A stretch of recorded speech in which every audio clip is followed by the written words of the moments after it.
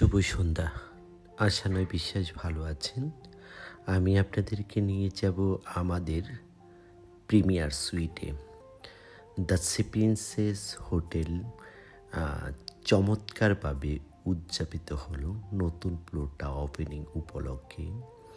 আমি নিয়ে যাব আপনাদেরকে আমাদের প্রিমিয়ার সুইটে। প্রিমিয়ার সুইটটা সত্যি অসাধারণ করা হয়েছে।